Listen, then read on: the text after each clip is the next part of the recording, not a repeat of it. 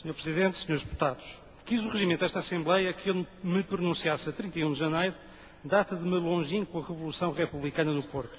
Neste lugar já outros evocaram a data, com o respeito pelos homens que fizeram o 31 de janeiro ou que o prepararam no campo das ideias. Também eu quero homenagear o patriotismo e a isenção desses revoltados, porque eles faziam da ação política alguma coisa mais do que servir interesses. Esse exemplo de arranque nacional para uma obra concreta em favor das comunidades, o apelo às raízes, a entrega ao bem comum, foi o que ficou.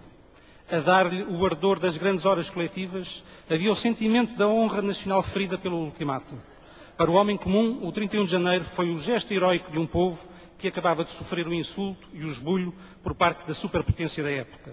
E também Dom Carlos logo devolveu à Rainha Vitória de Inglaterra as condecorações com que o agraciara. Humano e generoso, se mostrava também quando, após a Revolução frustrada de 31 de janeiro, referindo-se às prisões dos revolucionários, o rei recomendava que fossem bem tratados, pois eram criminosos de pensamento e de ocasião.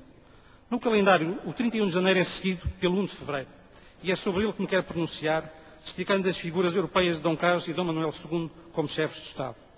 O que mais impressionou sempre os que conviveram com Dom Carlos era o seu à vontade, o seu natural desembaraço. Pela sua vasta cultura geral e conhecimento das línguas, a sua informação sobre as grandes questões internacionais, Dom Carlos foi, por certo, um dos monarcas mais europeus do seu tempo. Com efeito, para se compreenderem as atitudes do rei, a cujas intenções da história começa a fazer justiça, em livros, filmes e inquéritos à opinião, é preciso ter presente que Dom Carlos era um europeu. A sua visão dos problemas, o seu julgamento dos homens, a sua consciência dos tempos, tinham aí o seu ponto de partida. E foi esse o seu modo de ser, que o ajudou na difícil missão de nos tirar da situação desesperada em que nos deixaram o ultimato. É ele que vai ajudar a reconquistar o prestígio perdido. Compreendendo o valor de um chefe de Estado isento e prestigiado e sabendo manejar os interesses e ambições alheias, Dom Carlos salvou a posição internacional de Portugal. Foi no discurso no Guildhall que conquistou a amizade do futuro Eduardo VII e a estima dos meios políticos de Londres, de que então dependiam os destinos internacionais. Em Paris, contribuiu para a formação da Entente Cordiale, de uma maneira que os ingleses tanto reconheceram. E os resultados da ação de Dom Carlos manifestaram-se com as visitas a Lisboa dos reis da Grã-Bretanha, o imperador da Alemanha, o príncipe da República Francesa, o presidente da República Francesa e os reis de Espanha. Dom Carlos não foi um gênio que a si próprio se julgasse superior. Nenhuma atitude de soberba ou de vaidade pessoal a história nele registra. Nem mesmo quando foi o centro político da governação de João Franco, pretendeu partilhar as exterioridades do poder e do mando. Dom Carlos quer incitar Franco a prosseguir a ação. Escreve-lhe cartas ardentes, entusiásticas, mas não surge nelas uma palavra de vanglória pessoal ou reveladora do seu apetite de mando. Antes, bem se nota que só deseja insuflar o seu ardor ao seu Primeiro-Ministro, para que ele tenha confiança em si próprio e na sua obra. Assassinados a 1 de fevereiro, Dom Carlos e o Príncipe Real Dom Luís Filipe, o trono passou àquele que infante nascera e para simples infante for educado. O infante Dom Manuel assumiu as responsabilidades de ser rei. Conta-se que um dia, ao ser distribuído o bolo rei num jantar do Paço, cada um dos convívios procurava na sua talhada a prenda habitual, antes da azai. Saíra ela ao Príncipe Real, que num gesto de gentileza a passou disfarçadamente ao infante. E como alguém lhe perguntasse por proceder assim, o Príncipe Real respondeu: "Deixe, ele será rei sempre que eu possa." E nesse jantar bebeu-se à saúde do rei Dom Manuel. Anos envolvidos, o infante subiu ao trono em circunstâncias trágicas. Nasceu a 15 de novembro de 1889, dia da proclamação militar republicana no Brasil, e viveu até aos 18 anos, em época sombria para a dinastia de Bragança, dada a revolta dos ambiciosos e a cólera dos medíocres. Esse ambiente de tempestade, estimulada pela falta de qualidade dos velhos partidos políticos, levou ao crime de 1908, privando o país de Dom Carlos, cuja obra inconfundível se está hoje impondo, e de um príncipe que era, então, uma esperança. A 1 de fevereiro de 1908, o infante Dom Manuel tomou nas mãos a realeza de Portugal. Todos os que o conheceram desde a infância até esse dia trágico confirmaram a sua bondade, a sua simplicidade, a sua modéstia, a sua sinceridade, a sua inteligência, o seu amor ao saber, o seu culto pela arte e o seu desejo de bem servir. A 3 de outubro, no dia em que mataram Miguel Bombarda, estava Dom Manuel II a despacho, assinando os diplomas de Estado. Quando lhe dão a notícia com expressão depreciativa sobre o assassinato, o rei pousou a pena e observou: "Por que chama isso ao Bombarda? Porque é republicano? Não é razão. Todos têm o direito de ser o que quiserem. Para Dom Manuel II só existia uma expressão, Portugal, e dentro de Portugal só conhece portugueses.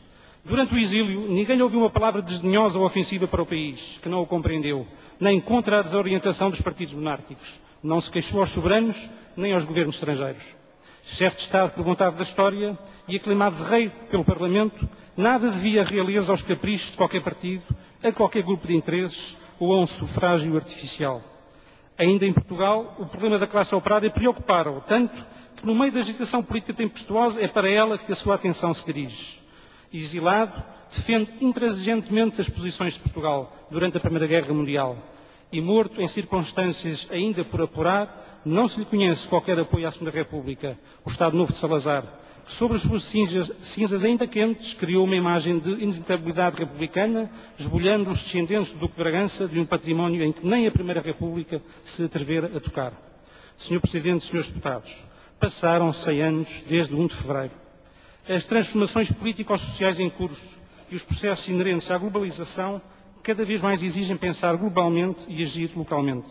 Cada vez mais carecemos de uma valorização dos fatores locais, comunitários e ecológicos que ao longo dos séculos consolidaram Portugal e conformaram o nosso território. O recente Tratado de Lisboa veio uma vez mais comprovar que a Europa normal é a que resulta das negociações intergovernamentais entre Estados soberanos, deixando para segundo plano a miragem de uma Federação Europeia. O prestígio próprio e institucional do chefe de Estado e a identificação espontânea e efetiva entre a comunidade portuguesa e o seu representante máximo são cada vez mais indispensáveis para o reconhecimento externo e para a vitalidade interna do país europeu, atlântico e lusófono que somos. Nestas circunstâncias, é necessário e legítimo que os portugueses se interroguem sobre se a chefia do Estado deve apenas depender, como a atual Constituição estabelece, de um ato eleitoral cada vez mais objeto de absentismo ou se, pelo contrário, se deverá proceder-se mediante uma escolha simultaneamente ética, cultural e histórica, uma escolha legitimada pelo consenso democrático e assente na sua ligação às raízes de Portugal. Parece claro que, na sua maioria, os portugueses não são maioritariamente nem monárquicos nem republicanos, são democráticos. Mas chamados a debate querem o bem da República, no sentido clássico do bem comum, e convidados à reflexão, reconhecem que a instituição régia que observam nas modernas monarquias europeias e com os exemplos muito recentes do prestígio do rei dos belgas, da rainha de Inglaterra e do rei de Espanha, é a melhor garantia de equidistância perante as demais instituições nacionais e perante os Estados nossos parceiros na União Europeia. 100 anos depois do duplo crime de 1 de fevereiro, não é sensato que o país continue a desperdiçar esse tesouro que outros povos souberam preservar, a independência e a dignidade institucional do chefe de Estado por meio das instituições monárquicas. O monarca tem, de facto, condições para promover com eficácia e isenção a solidariedade nacional e a independência do Poder Judicial e das Forças Armadas, bem como para projetar a nossa representação externa com prestígio e continuidade. É esta a reflexão que aqui deixamos, convictamente seguros de que os reis hão de regressar, mas que só o farão com o apoio e correspondendo ao apelo do povo português. Como reprovamos também o comportamento daqueles que por despachos impedem agora a participação de bandas militares na evocação de um antigo chefe de Estado de Portugal. Muito obrigado, disse.